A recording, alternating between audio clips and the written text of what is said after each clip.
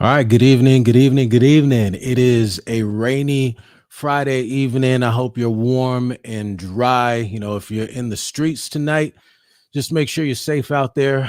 People always driving crazy when there's wet on the road, especially in San Diego. I don't know, why when it gets wet on the road, folks just don't know how to drive. So make sure you be safe out there and yeah, stay dry, stay warm. I'm gonna be honest with you guys. I've got some problems, right? Who doesn't? We all got problems. If you don't have problems, I can give you some of mine, right? But problems are gonna be there, right? Problems are a part of life. There's gonna be ups, there's gonna be downs.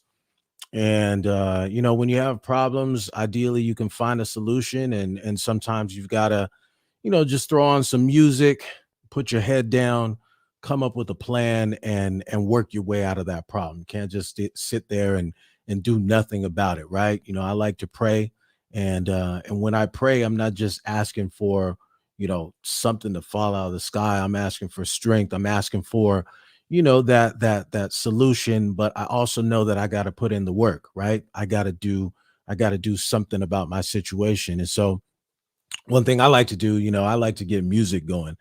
And that brings me to De La Soul, man. It has been such a blessing to have De La Soul's music streaming on the streaming platforms, right? And it's a trip because I just text my man the other day because I remember specifically Stakes is High, that Stakes is High album. And shout out to my boy Eric, man. Riding around with him in his Civic and listening to Stakes is High. And because their music wasn't on the streaming platforms, for so many years, because I didn't have these CDs. I don't really have many CDs. But I didn't have these on CD. And so when this music was released, it's just like going in a time capsule back to 96, back to early 90s when 3 Feet High and Rising, these De La Soul is dead. So yeah, if you haven't dug into De La Soul, do that, man. Bringing back just the happy rap, right? We could do the gang bang, shoot 'em up, bang bang rap, but it was nice to have that balance out with De La Soul. And so I was going through some problems earlier this week, and I was able to throw on De La Soul and just get to it. So, and rest in peace, right, to the Dove.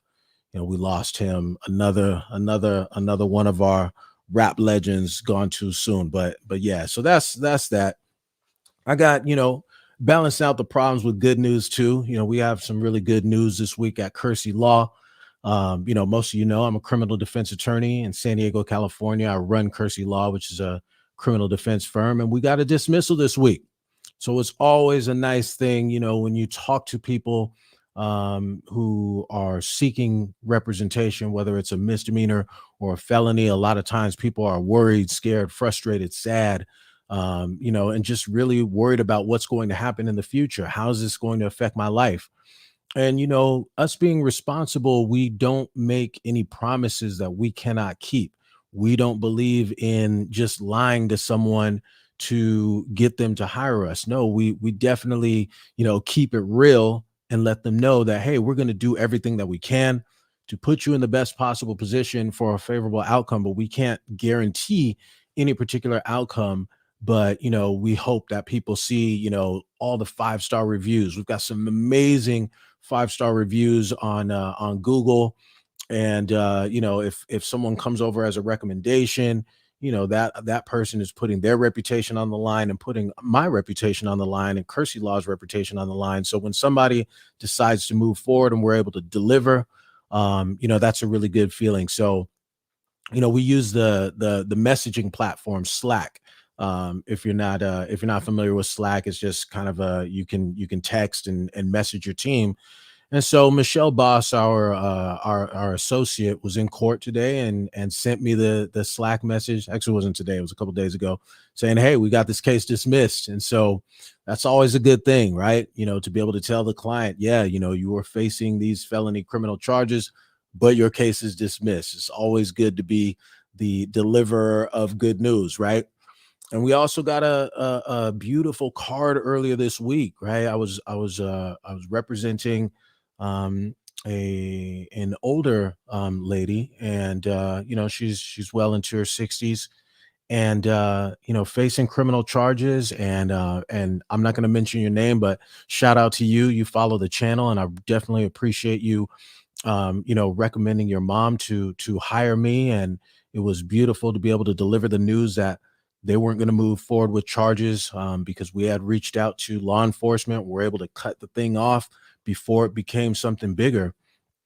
And we got a really nice gift card, a nice greeting card as well, just saying, thank you, and a lovely message in the card. And I really appreciate that, and I appreciate all of you. You consistently send, your friends, your coworkers, your family members, loved ones our way, and trusting their lives and their cases in our hands. And we definitely appreciate that.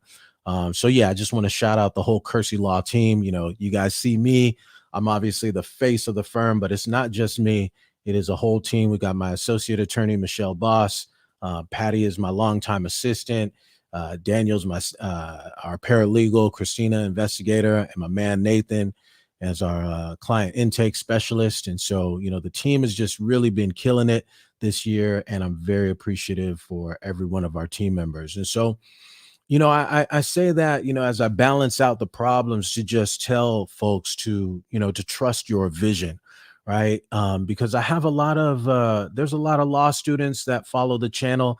If you're not already following the YouTube channel, please subscribe to the channel. If you're already in here, please show me some love, hit a like button. I'm gonna try and deliver quality content as usual. But yeah, on YouTube, the channel's continuing to grow, and I have college students and law students who follow the channel, future lawyers, and I've even had some high school and junior high school students say, "Hey, I want to be an attorney someday. I follow your channel. I love your content." I say that because you really have to trust your vision, because a lot of times when you have a vision of something that you want to do, a lot of times if the vision is big enough, you don't necessarily have you don't really have anything at that point that indicates that you're going to be able to make that vision realize itself, right? When I had a vision of creating a law firm, I was in college, you know trying to go halves on a $5 pizza, just broke, the epitome of the broke college student. There was nothing to suggest that eventually I'd have a whole team around me. Yeah, shout out to Andrew. I appreciate the love. Yeah, you just got to hold on to that vision. And I didn't really have, like I said, I didn't have anything that was going to suggest that I was going to be able to carry it out besides the dream itself.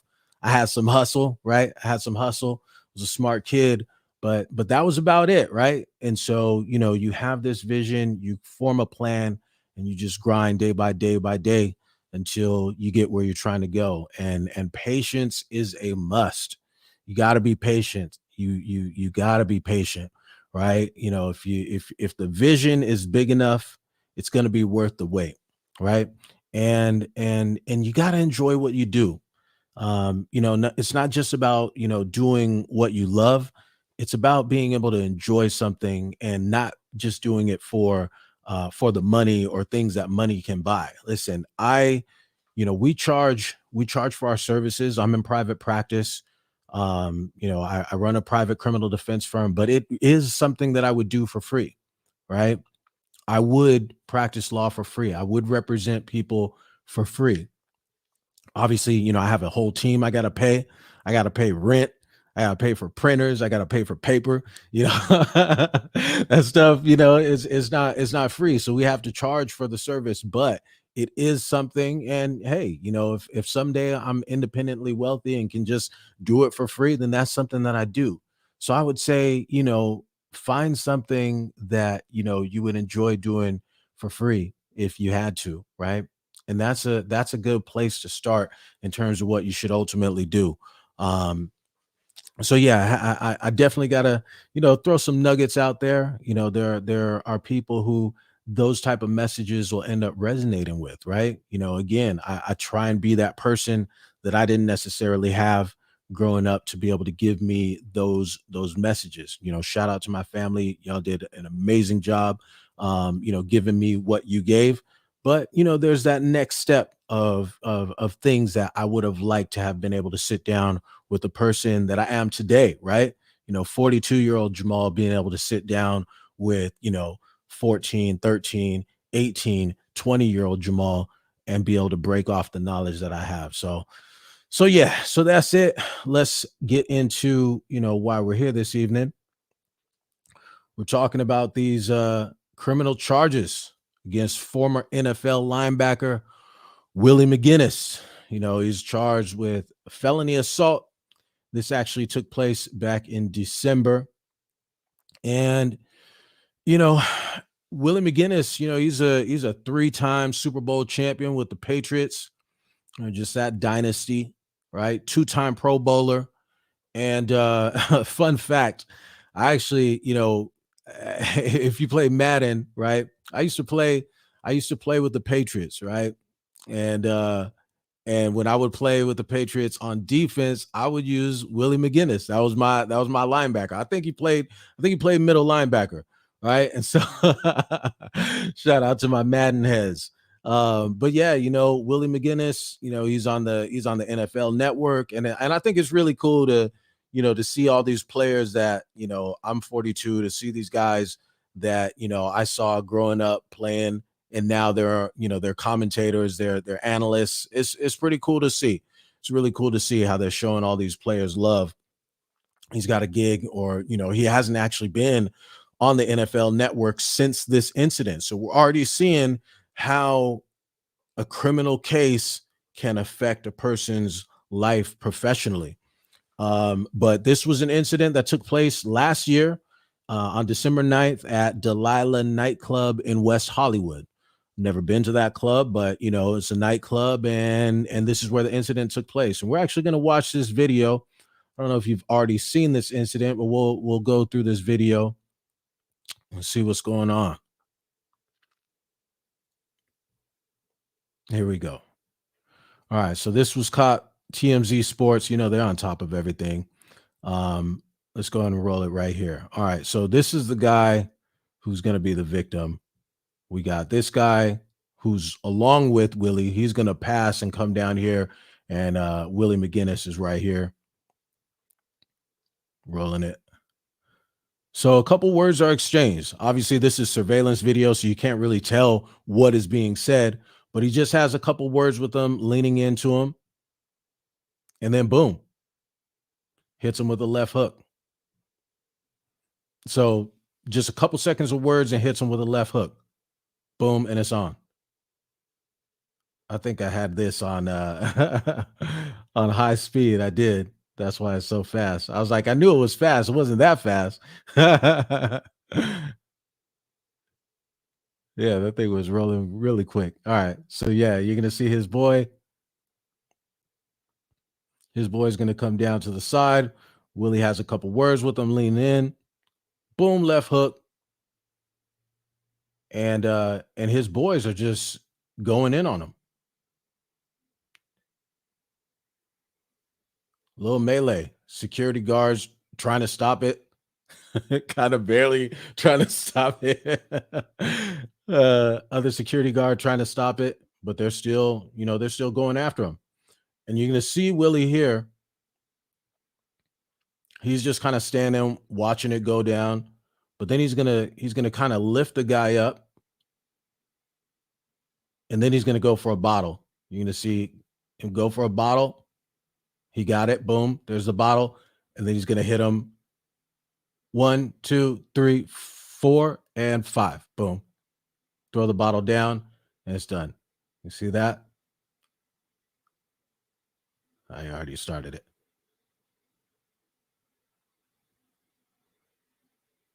Here we go. 1, 2, 3, 4, and 5. Lay the bottle down. And done. So they finally break it up. See they're going to lift up this guy. And, he was getting tagged up by a couple guys. And you see there's that, last second aggression. That's just, adrenaline and ego right there. He's still kind of John, and then that's where it's going to end. And so, Willie McGinest at least at his playing size, he was 6'5", 270. Willie McGinest is not a small man, right? And so, that first hit, didn't seem like the blow of the century, but he hit him. And there's going to be some weight behind that punch, and he took some other punches. And so let me know what you think. Do you think this is felony conduct, right? So I know, some of you guys might be lawyers, some of you might not, but probably have a general understanding of what a felony might be, what a misdemeanor might be, or no crime at all. So let me know in the comments, do you think it's a felony? Do you think it should just be a misdemeanor, or do you think it's no crime at all? I'm curious to see your thoughts. All right. And make sure make sure you've already liked the video and subscribe to the channel if you're not already subscribed. So Willie McGinest has been charged, actually. We're going to pull up this article again.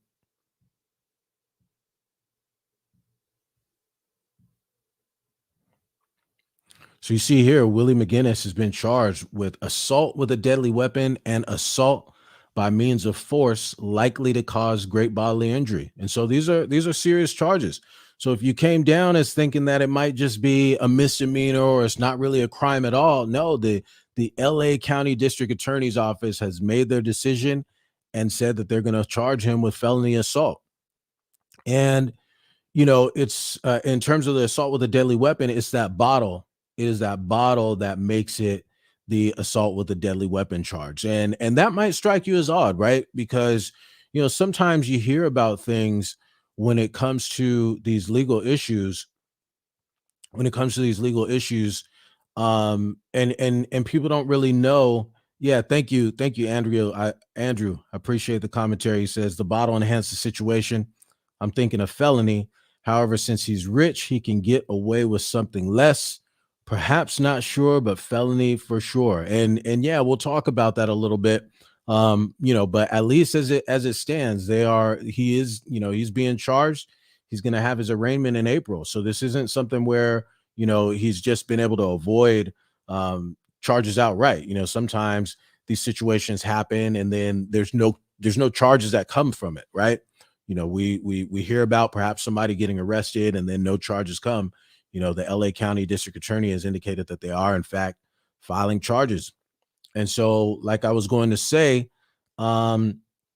use of the bottle is what makes it a deadly weapon, right? And realistically, anything can be a deadly weapon. And so when you think of assault with a deadly weapon, naturally, a gun, a knife, those are two that are going to come to mind, right? You shoot somebody, or you pull out a 9mm, 357, a buck knife, or whatever kind of knife, a machete. Those are going to be your obvious deadly weapons. But even a bat, right? A bat has another purpose as far as playing baseball. But we've all seen, whether in person, on TV, in the movies, where somebody's got a bat, they pull it out and, beat somebody. Think about what was that movie?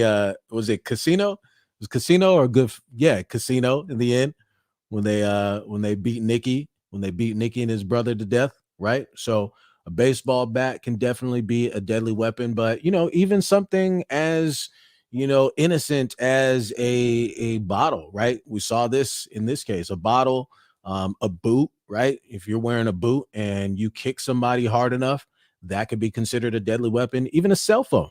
I had one of my colleagues recently had given me a call and said, "Hey, my client's being charged with hitting somebody with a cell phone, and it's an assault with a deadly weapon charge." Right. So really anything used in the right way, or the wrong way, if you will, can be an assault with a deadly weapon. Right. And so the interesting thing is, this video is mere seconds long, right? So I think it was about a minute, not much more than a minute. But that's all it takes. A minute. A minute is all it takes for a life-altering felony charge. And so you might think, well, listen, and I'm sure there was plenty of people who would come out and say, this is not who he is. This is not who Willie McGinest is. Right. And even he came out and he issued a statement. We'll pull that up.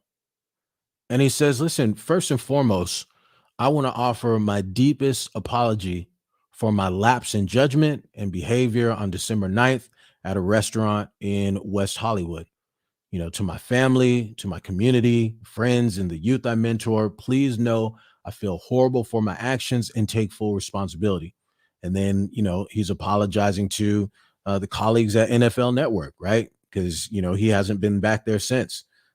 He's also saying, hey, this is an isolated incident, right? It's not reflective of my faith, my role as a father, my life's body of work, or the role model that I've worked hard to become, right? And he's now saying, hey, this incident has prompted me to deep self-reflection, mind, soul, and spirit. I know violence is never the answer, no matter how intense the provocation. And so these are the type of things that we would end up, expanding upon as part of a defense in this type of case. And the interesting thing is, I know that you kind of in this day and age, you have to make the statement, right? You got to come out and make the statement. I personally, as a criminal defense attorney, I don't exactly want my client coming out and making statements. I know that, obviously the video came out, so there's no denying that he did this, right? There's no denying that it was him. Multiple witnesses identified it as him, but to the extent that there's a possibility that the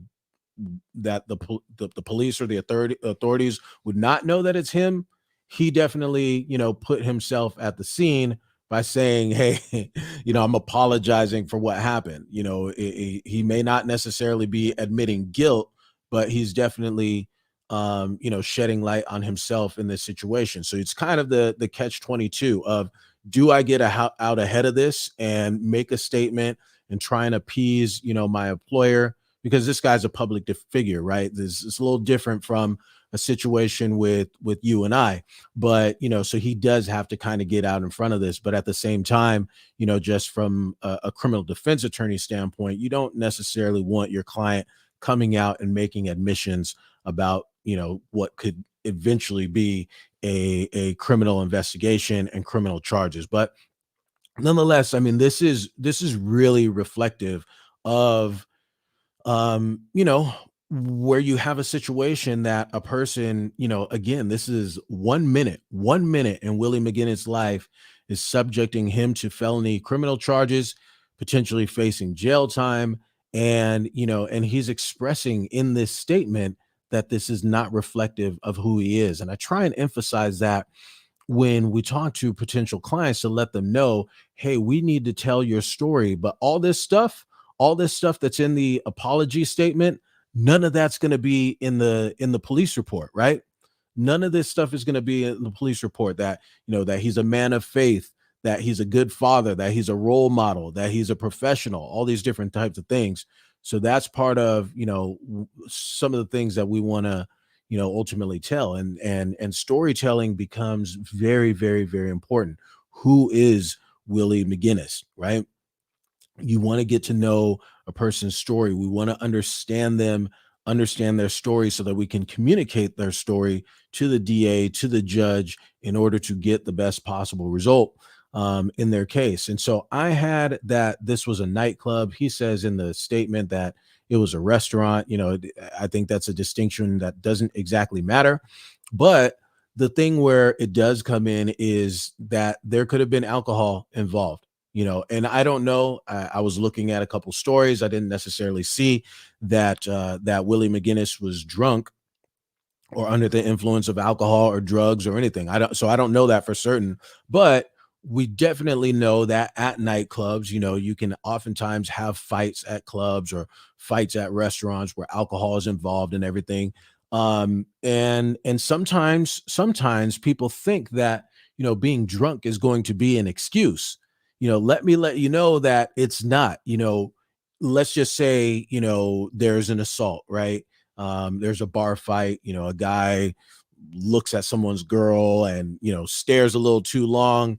Guy gets in a fight, punches the guy in the face, ends up getting arrested, right? And he says, well, I was drunk, right? Thinking that that's going to be a defense or a justification, right? And realistically, a lot of times it just makes the situation worse, right? Because judges and district attorneys, will oftentimes get offended by somebody trying to lean on being intoxicated as the reason why they did what they did, right? And you can think about when we as defense attorneys, when we're sitting down in negotiations with the district attorney and we're talking about our respective strengths and weaknesses of our case, it's really not going to be an excuse. It's not going to be a legal defense or a justification that my client was drunk and that's why he hit the guy, right? It's just not. So, and oftentimes, again, like I said, the district attorney or the judge will see that as an aggravating factor versus, some sort of mitigating factor. But then that does lead to, why this happened, regardless of whether Willie was, completely sober, had a beer, or, tossed back 10 beers. Why did this happen? What is the motive, right? And I don't know, right? I don't know. So certainly don't quote me on this, but just kind of thinking about, we all have been living for a while. We got some decades under the belt. How do these things usually happen? And even thinking about the way that Willie walked up on him, right? So if we go back here, let's go back to the video. So this guy's just sitting down at the table, right? The first guy passes, and as Willie's walking up, he sees him and goes straight towards him. So Willie already knows he's there, right? Already knows he's there, has just a couple words to say. The guy leans over, and then boom. So let's walk through the situations that are usually going to happen, right? Did the guy owe Willie money? All right. So, first of all, does he have like some sort of relationship with Willie McGinest? But that could be a situation. Does he owe them money? Right. And if you know what happened, leave me a comment below saying what the motive was here. Cause I don't know what it was, but there's just a few scenarios that I can think of. Right. So somebody saying, "Hey, Willie, let me hold something. I'm trying to start a car wash. I'm going to start a clothing line. I'm going to start a business. Let me hold 50 racks, right?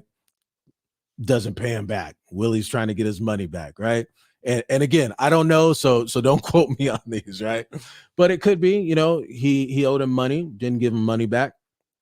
Could have stole something from Willie, right? Willie could have invited him to his house, could have stole a Rolex watch, stole a Patek Philippe, right? Some sort of watch, stole some sort of belongings, disrespected his property, got fresh with his girl, right? We see fights all the time, guys getting into it over, a woman might have disrespected her in some way or, might have done something. And again, we're just coming up with potential motives because we don't have one. Or could have just hurt someone he loves, right? Might have said something or disrespected a cousin, a brother, mother, who knows? Or it could just be straight up disrespect, talking trash, right? We've seen a lot of times, just in regular life, you hear about, somebody's just been jawing off at the mouth too much. And at some point that person's going to see you. Willie saw him and had to address it, right? And no matter what the situation is, a lot of times when people act violently, right? And this is me, I've been doing this for, I'm going into my 15th year of practicing law as a criminal defense attorney. When people act violently, a lot of times they feel justified in their actions because somehow they were disrespected, right? I did a video a couple months back on the Cardi B situation, right?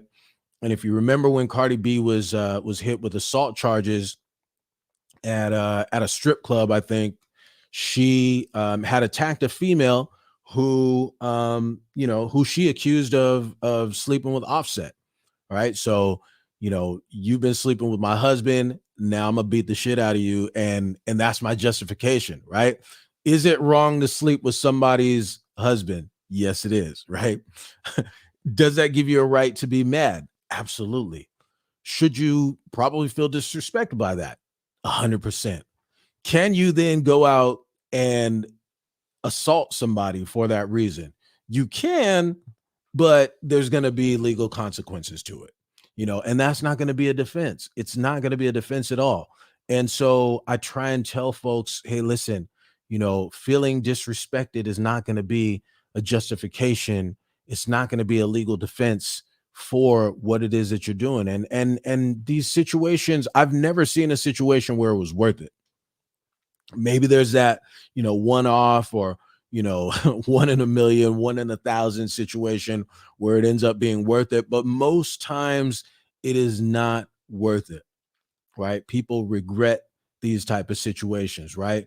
People end up, making statements or expressing something like this. I want to offer my deepest apology, right? I know I feel horrible for my actions and take full responsibility. I'm embarrassed and regret what occurred. And, mind you, this could be just be, putting on for the NFL network to get the job back. It could just, to save face, endorsement deals. There's a lot of consequences that come along from this type of behavior. But, I like to give folks a benefit of the doubt. And I'd like to think that he really is sorry for this. I'd like to think that he really does regret his actions, right? And this is an isolated event that has never happened up until this point, and will never happen again, right? But sometimes this type of behavior is celebrated, right? And Willie had a bunch of guys with him that obviously were in on it. Whatever was done, or whatever was the justification in their minds for this behavior, they were all in on it. So you had a couple guys who joined in on this attack, and I don't know if they're being charged. I would like to think that they should probably be charged too. Willie obviously was the one who had the bottle and hit the guy with the bottle, but these guys were getting licks in too, so it'd definitely be misdemeanor conduct, if not felony conduct, right? And that's not me hating. That's just me saying, what it is, right? And so, we can't condone this type of behavior, right? And I'm not here to sit up and judge. I don't judge anybody. I certainly don't judge anybody in the context of what I do as a criminal defense attorney. That's not my role, right? My role is to protect a person's constitutional rights, make sure they're treated fairly within the system, get them the best possible result given the circumstances. It's not my job to judge my clients, and it's not my job to condone their bad behavior either.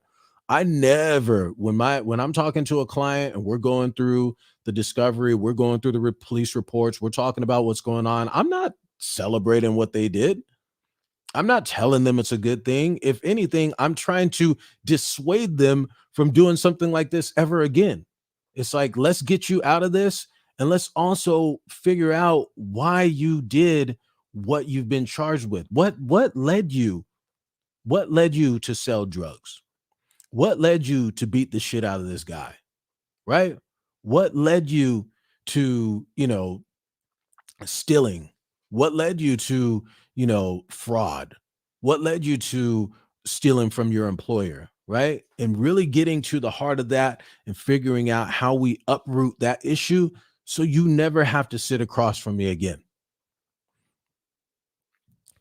Shout out to LT. Thank you, man. I'm trying to deliver here. I'm trying to deliver, right? And we're sitting here, and yeah, we're trying to get to the root of someone's issue to make sure that something like this never happens again.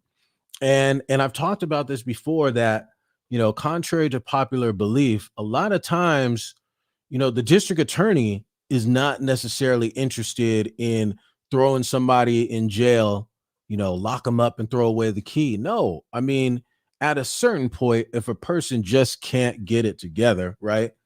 You got a couple of strikes and now you're offending again, then, gloves are off and they're really trying to, they're really trying to do it to you.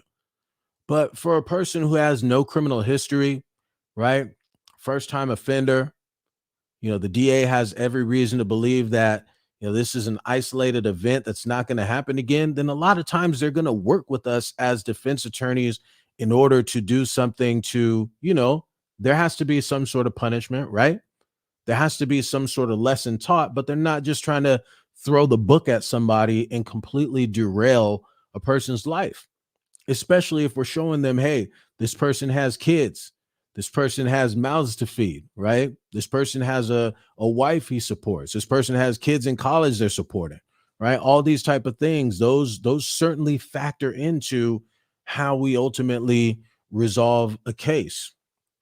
So yeah, just again, no judgment, but we cannot condone this type of behavior. There are going to be people, and I know Willie's been out of the league for a while, but there are people who look up to him, right? He's a public figure, and people have to understand that we can't just do things like this, right?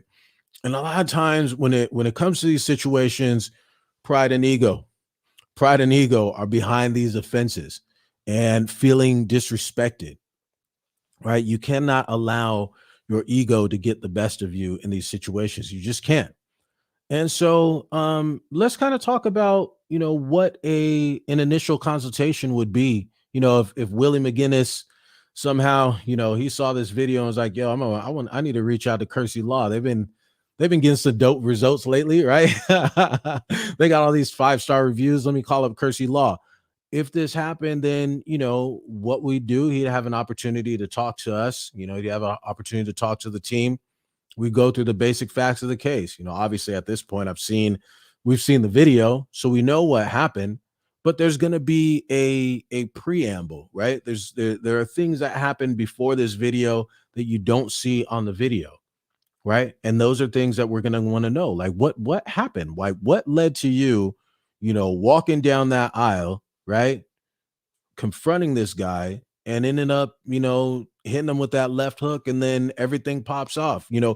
Your boys knew that this was going to happen. You could see in the way that they walked up and approached this situation, they were all in on this before it even happened, right? So we're going to talk about, what happened, what led to this assault taking place, and for you, what is at stake? What's at stake? If this completely goes south, how is this going to affect your life? How is this going to affect those around you, right?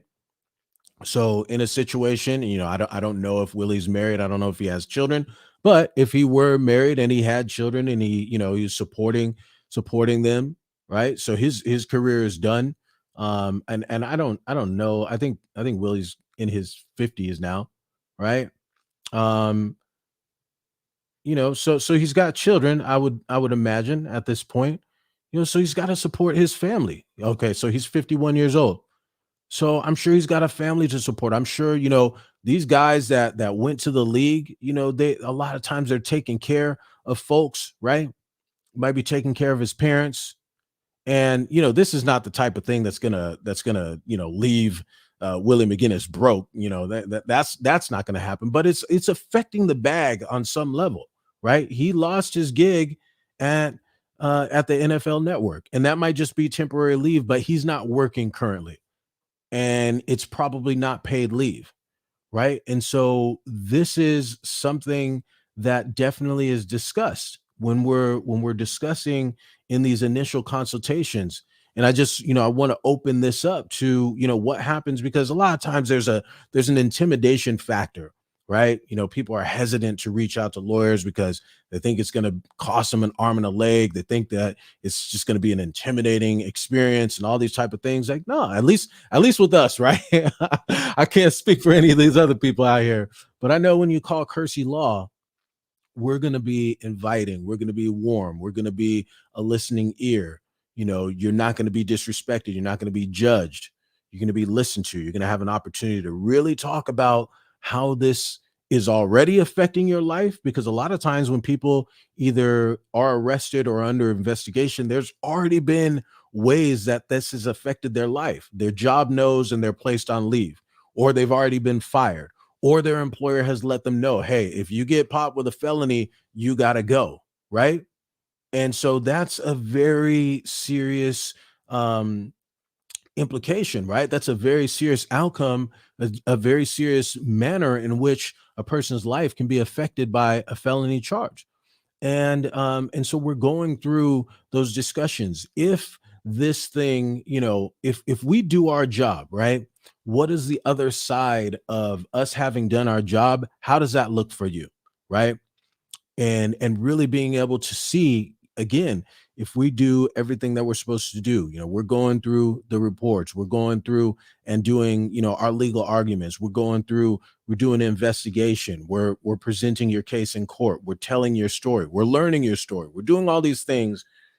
How is that going to make you feel compared to how you feel right now? How is this affecting you right now emotionally? I'm upset. I'm scared. I can't go to jail. I spent one night in jail and then, I bailed out and it was horrible. I never want to go through that again. There's no possible way I can go back into that jail, right? For a person with no criminal history to have to spend the night in jail, that's a nightmare. And some folks might say, "Oh man, well, you don't know what it's like to do 20 years in prison, right?" Nightmares are relative, but no, for real. I mean, if you do jail, you go to jail for one night, it can be a very scary experience that you never want to have to live through again. So you want to do everything that you can to make sure that doesn't happen again, and that's where we step in to help you with that, right? And I think one of the most important things is that you're going to be treated professionally, respectfully, and with no judgment. And so yeah, I'd go through this information and get this information and ultimately let Willie know, hey, we'll do everything that we can to keep you out of jail, right? We'll do everything that we can to avoid a conviction with no guarantees, but that's what we're looking to do. But at the end of the day, this really was a huge fumbling of the bag.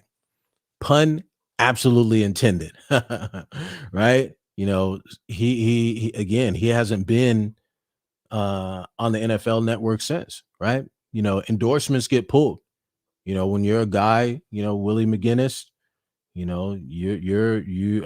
can guarantee you he had some endorsements, whether in Boston, right? Whether it's a local car dealership to, watch company or whatever. I'm sure he was the face of some companies or at least a representative. And those things get pulled. We can't have you as a face of our company or a representative of our company doing stuff like that. Getting caught on video in what then looks like almost like a gang beatdown. No, I'm not saying none of these guys are gangsters. They don't look like gangsters. They don't move like gangsters. But still, like that's how we get painted, right? So they can't have that. So there's huge consequences to allowing your emotions to get out of control, to allow your ego and your pride to get the best of you and allow you to pop off like this, right? And you and I, we're not the face of companies on this level. We're not on the NFL network on national TV, day in and day out commentating on the NFL, but sometimes we do make mistakes and again, we can be affected at work. I can't tell you how many times I've been on the line with or in person in a consultation with a therapist, with a nurse, with an attorney, with a DoorDash driver, with a construction worker. You name the job, you name the profession, and they've been in a jam, in a violent crime, and something in their life is going to be affected by it. Whether it's the job, can you just afford to get fired from your job?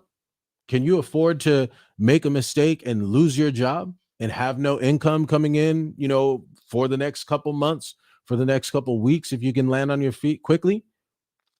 If you are going through an ugly custody battle, can you afford to have even a misdemeanor assault conviction on your record and then lose your son, lose your daughter, have to go through supervised visits, have no visitation at all, have a judge dictating when you can see your child?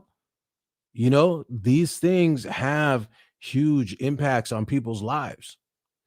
And so, the next question might be, well, what would actually be the defense strategy in a case like this? And I'm not going to lie to you. The video makes this situation worse, right? Um, you know, you'd rather there not be a video of the incident. And it's just like the camera is right there, right? Sometimes in cases, surveillance video is very crucial in criminal cases, especially these violent crimes, homicides, and things like that. And nowadays, everybody's a videographer, everybody's got a camera in their phone. And it's even become such a problem that people won't respond to an incident the way you should by trying to stop it, intervene in some way. Nah, people are going to pull out their phone and record. There are cameras everywhere. And so in this situation, I definitely believe that this video makes the situation worse, because if you look, all these people who are just here, Willie said it was a restaurant. Yeah, it looks like there's food here. There's a restaurant there. Maybe there's a dance floor, whatever. But all these people are just, enjoying their meals, and and this whole thing is going down. Can you imagine? Like, you're out on a date. You're out on a date, nice bottle of champagne, nice $300 dinner, and then this goes down, right? That just, that sucks. But the video makes it worse. Without the video, it still sounds bad. There's still going to be witnesses who report, hey, I saw Willie McGinest, if they recognize who he is, because he may not necessarily be completely recognizable to the average person, right? But people are going to have seen this go down, and they're going to be able to describe what they saw. But the video just makes it super clear, the angle, the how big the people are, in terms of the images. Sometimes I've had surveillance videos where the size of people, that the whole body is like the size of this dude's head. Right, is microscopic. The image is dirty, you can't hardly see anything. Like, nah, this is a very clear image of what ended up going down. But as in any criminal case, and again, if you're getting something out of this, please show me some love. It really helps the algorithm. It helps us build this channel. Throw me some likes. Please throw me some likes. Subscribe to the channel. But there's going to be 4 different scenarios usually, when it comes to any criminal case. And the first one, I just didn't do it. I didn't do it at all. Right. And that can be, again, where there's some sort of witness misidentification, or someone lied on you. Someone exaggerated a situation, but you just didn't do anything wrong. I didn't do it. The second scenario is, I did it, right? I did it. I just didn't go that far, right? So you might be getting charged, like in this situation, Willie is facing felony assault with a deadly weapon charge and a felony assault by means likely to cause great bodily injury. You might say, hey, I did it, but it really wasn't a felony, right? It's just misdemeanor conduct. Or even if it was, an infraction, so just a ticket, like a disturbing the peace type situation, right? So it might be, I did it, but I didn't go that far. The next might be, hey, I did it, but there's some sort of legal justification or defense. Get some water here, man. Gotta hydrate. Damn, almost spilled. Oh, spilled water on my keyboard. That would have been bad. That would have been all bad. Um, But, so you could say, hey, I did it, but there's some sort of legal justification or legal defense. What would that be? Like your self-defense type situation, right? An example I've been using pretty consistently is the Kyle Rittenhouse thing when I talk about self-defense. Just because people know about it, right? So he killed a man. He managed to kill somebody, and was found not guilty at trial. Why? Because he had self-defense. So yes, I shot and killed that man, but I was acting in self-defense, right?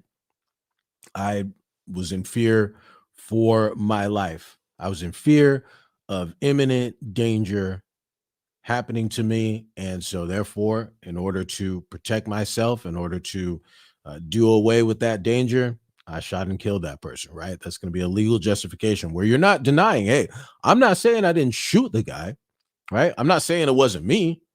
I'm saying that I was legally justified in doing what I did. And from what I see, that's not going to be the case here, right? So we might as well look at that in this situation, right? Because again, we oh, I'm saying I'm looking at it myself. You guys can't see it. Hold up. um, here we go. So that's not going to be the situation here because again, this guy is just sitting here minding his business. And what I couldn't tell is were they, were Willie and the other dude, were they gonna join him? Was that like the plan? Hey, yo, yeah, let's just get together for dinner, right?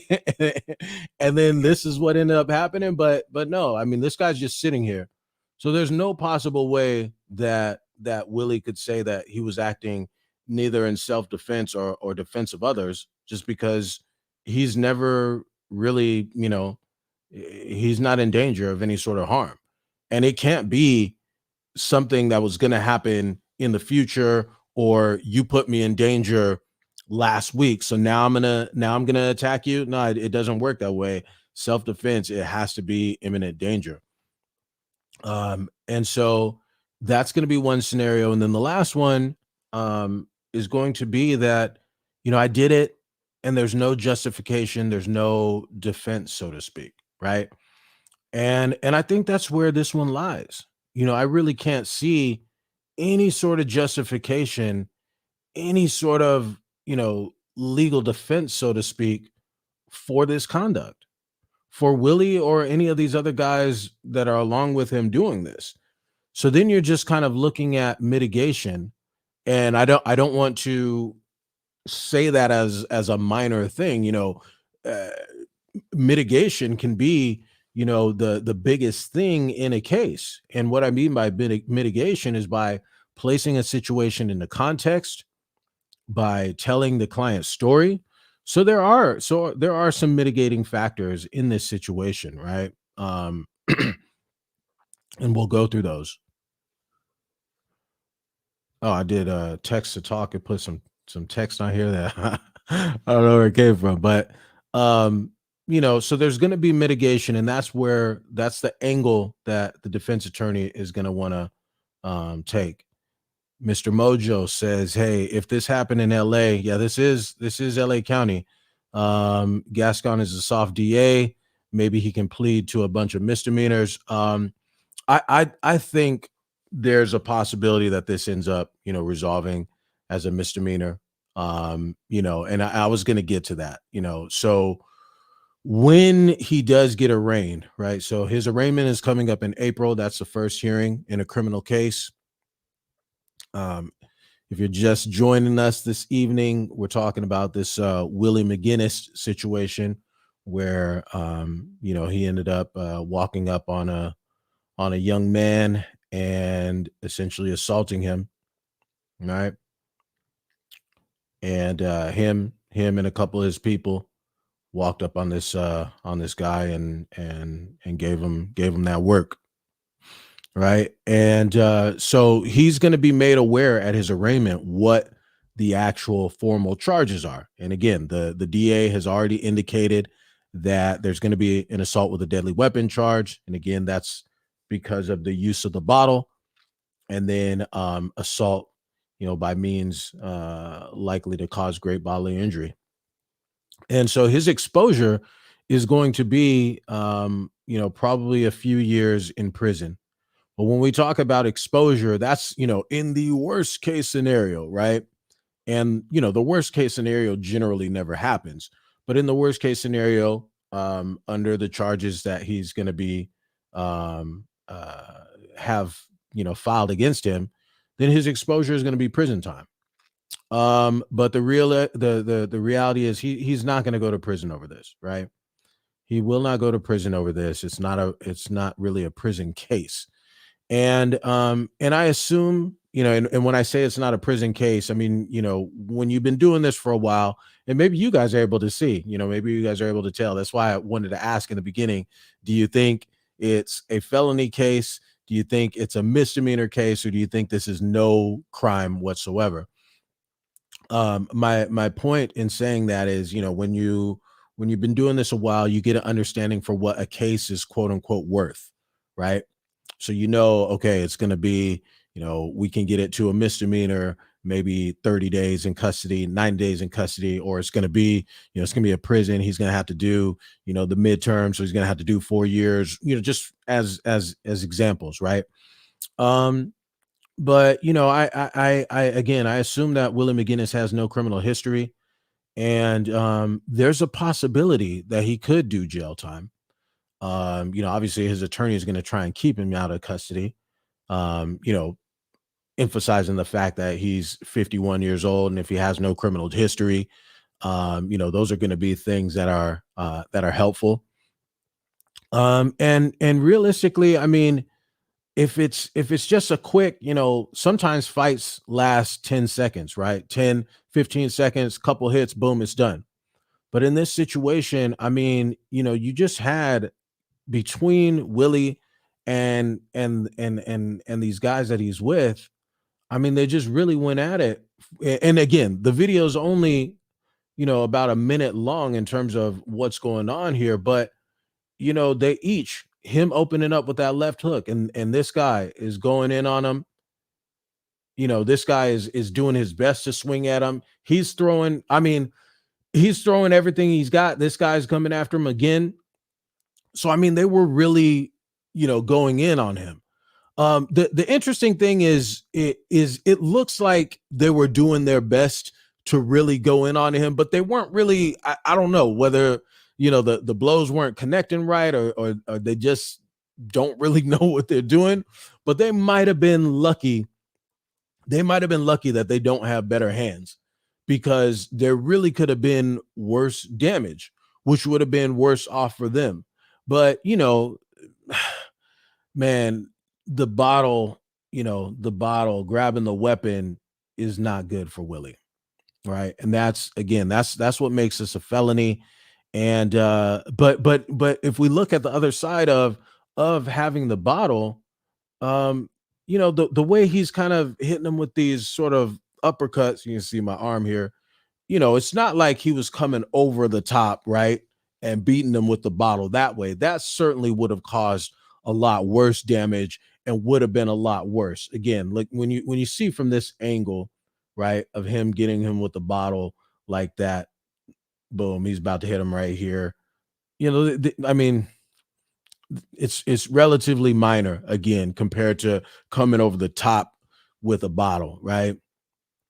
But realistically, I mean, even that may not necessarily weigh in Willie's favor, because a DA, the way they're going to look at this is, with these guys and just all this activity that you see going on, they'd probably say, hey, if Willie had a better angle, he definitely would have taken his shot, right? There's nothing that suggests that these guys are holding back in this situation, right? And guys get a chance to take little breaks. Willie's just kind of standing here, right? So, man, it's just, and there's going to be medical reports released at some point, right? And who knows? He could have suffered a concussion. He may have required stitches. He may have had a fractured nose. May have had a busted eye socket. There's a lot of different injuries that can happen, and the guy is left pretty busted up. And again, Willie McGinest is a big dude. Even though he's been out of the league a while, he's still Willie McGinest, right?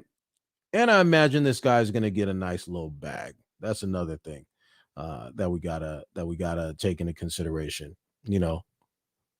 This guy got busted up, and Willie McGinest has a couple dollars, so there'll definitely be a personal injury attorney who this guy gets in contact with, and should get some money. He should get paid.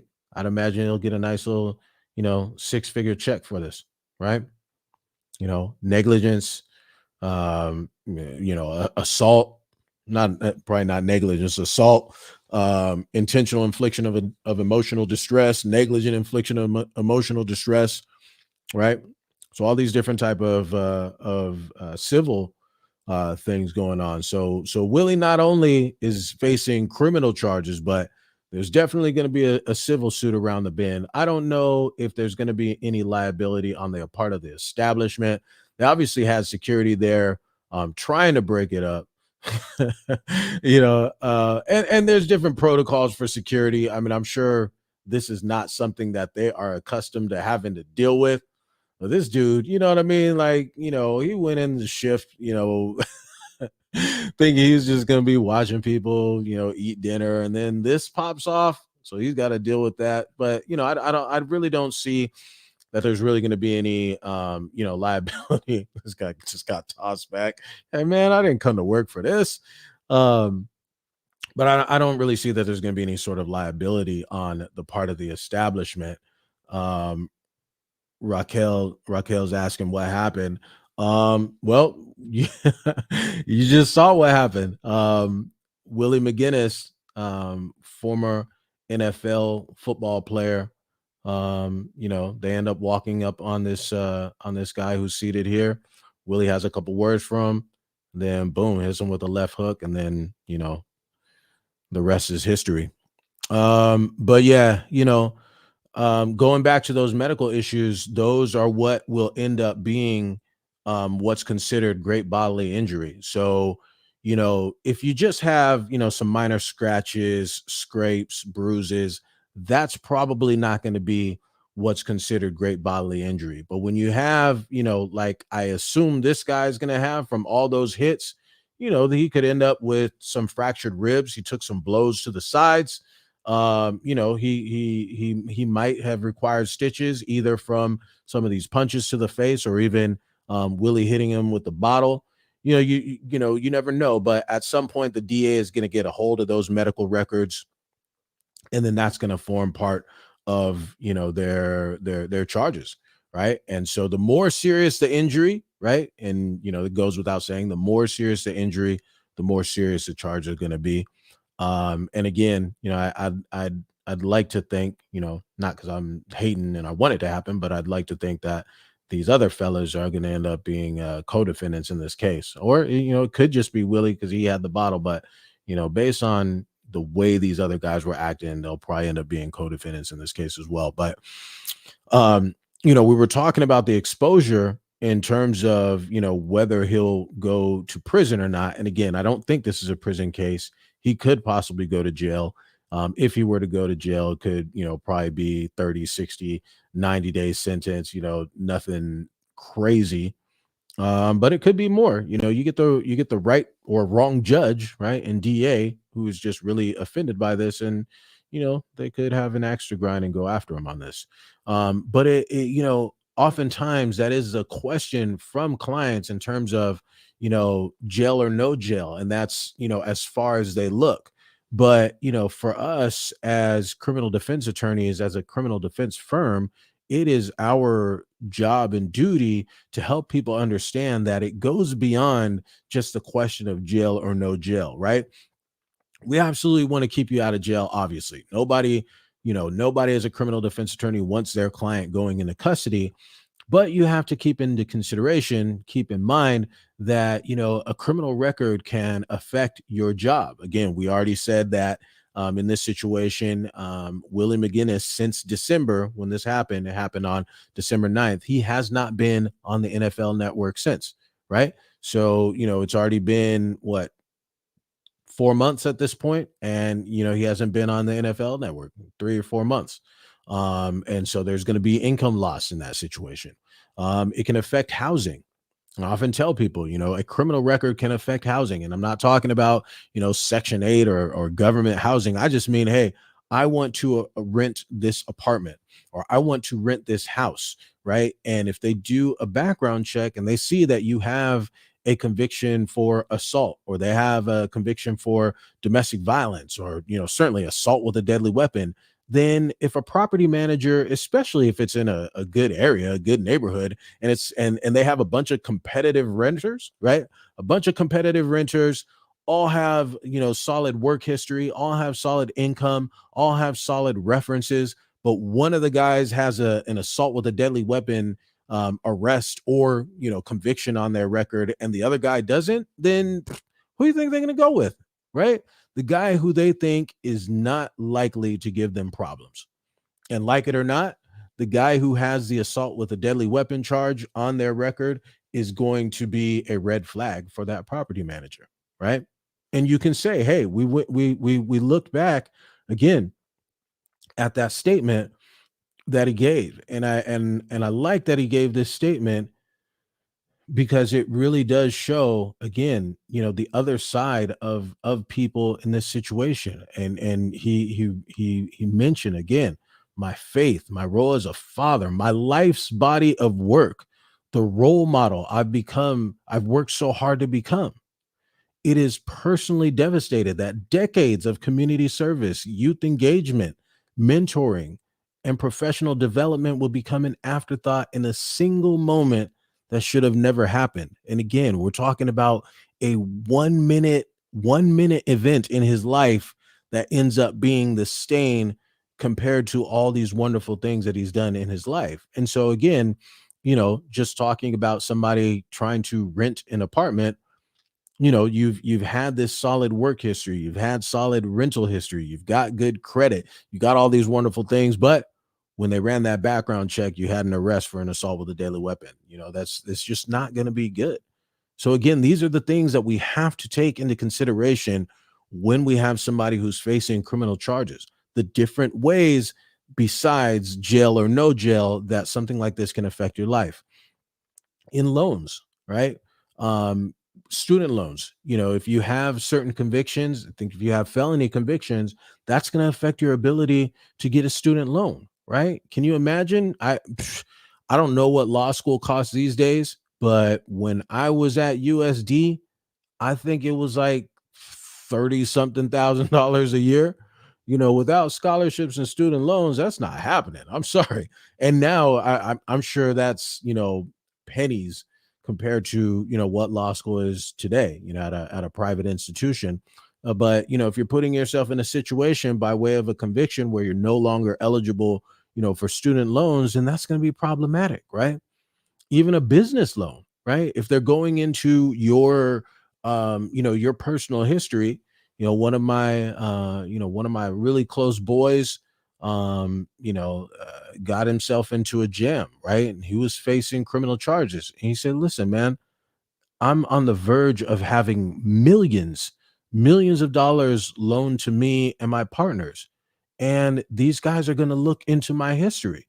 If I have a conviction for, assault, or if I have a conviction on my record, that's going to affect my ability to get this loan. And you can think about that. Listen, if you're on, if you're about to lend millions of dollars to somebody, you want to make sure that they have solid judgment, right? If they're running around getting arrested for stuff and facing criminal charges, that's going to have you think twice about lending that person money. So again, this is another way in which your life can be affected by a criminal situation outside of the jail, no jail conversation, right?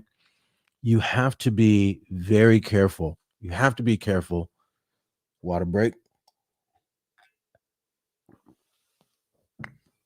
You have to be careful with your reputation, right? You have to guard your reputation as if your life depended on it, because it really does, as we've just kind of walked through.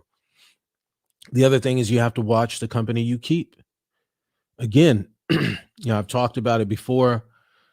My father was very adamant about watching the company that I kept.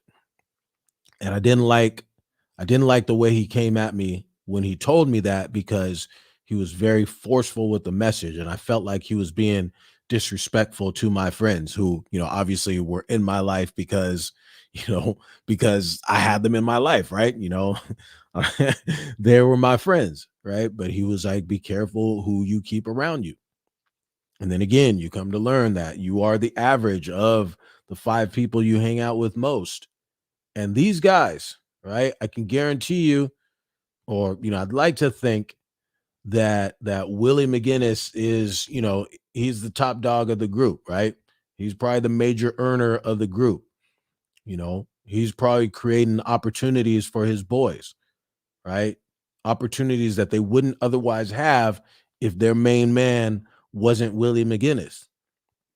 And whatever went into the talks and discussions, because again, to me, this absolutely looks like something that they had planned on doing, whether it was just minutes before or hours before or days before. This didn't just happen out of nowhere. This guy is already in position to make this happen in the way that he just approached. So this is something that they were thinking about doing. And just instantly, as soon as Willie throws the left hook, this other guy's right in it with them. So rather than to say, nah, we shouldn't do this, or nah, Willie, this is stupid, or nah, Willie, man, you're on the NFL network. How are we going to put that in jeopardy? Rather than to discourage him from doing something stupid, they walked right off the ledge with him. And so you can't, you just, and again, this is not me judging Willie McGinest. This is not me judging the people he's ran with. It's just, as we look at situations like this, we have to call things for what they are and acknowledge that, you just can't do things like this. Right? If you're part of Willie McGinest's team, if you're part of his camp and he's going to walk off the ledge and do something stupid that just puts everything in jeopardy, then you got to have his back and truly be his boy and tell him not to do this, not jump in there with him and do it. So there's not too much more to say about this, but you hate to see something like this. At least from what I remember, I don't remember ever seeing Willie McGinest's name, associated with any BS throughout his time. I think he finished his career with the Browns, but when you're on the Patriots, you got to be a saint. They have the Patriot way, man. You really got to keep your nose clean. There was who was it? I think it was Chad Ochocinco. He gave an interview, one of the best interviews I've ever seen, between Shannon Sharp and Chad Ochocinco. If you haven't seen that, you got to watch that. Club Shay Shay. And he said that when he was on the Patriots, man, he's never joined the military, but if there was one organization that seemed like it was the military, it was definitely the Patriots. And and they just ran a tight ship, and you definitely couldn't do things like this if you're playing with them, or you certainly would be let go from the team. But you also got to give a person grace. Again, this represents a 1 minute instant in his life compared to everything that he's done. He said he's a mentor, he's a community leader, he's done all these wonderful things, but this just goes to show how one simple mistake can end up impacting your life. I definitely hope if there's some way in which Willie McGinest needs help on some level, that he gets whatever help that he needs, whatever's going to have led to him making such a bad judgment call. I hope he gets the help that he needs, but we'll see how this thing plays out. Again, Willie is facing his arraignment in April. So these type of cases are usually going to last, a few months. It might be going on for, say 6 months, maybe a year or so. But I think it should probably result in a misdemeanor. He might be able to avoid jail time, doing some community service, on the other side of doing his, having the civil case going on, him paying out what'll probably be an undisclosed amount, but I imagine, in the 6 figures, and being able to kind of work with the DA to let them know, hey, we're going to make this guy whole. Because again, this guy is probably going to have some serious medical bills for what ended up happening. But that's probably how this thing is going to play out. So that's all I have on this. So if anyone has some questions, I'm more than happy to address some questions, or we're gonna get closed out. It's a Friday night. It's time to watch a movie, watch a series, get to Netflix, right? Friday night. So we got any questions? Looks like we don't. So we're about to call it a night. Hey, for everybody, I know people been cycling in, cycling out. I definitely want to appreciate and thank you for coming in, tuning in. Again, if you can hit the like button on this, if you're already subscribed, thanks so much for subscribing. If you're not subscribed, go on to YouTube, Jamal Kersey. Go onto that channel, subscribe. The channel's continuing to grow. We're at 12,000 subscribers. I am shooting for 100,000 subscribers this year. We'll see if we make it. That's the goal. If we fall short, we fall short, but that's what we're shooting for. So we're just going to continue to deliver solid content in the context of criminal law. And that's it. We're out. Have a good evening. Until next time. Peace.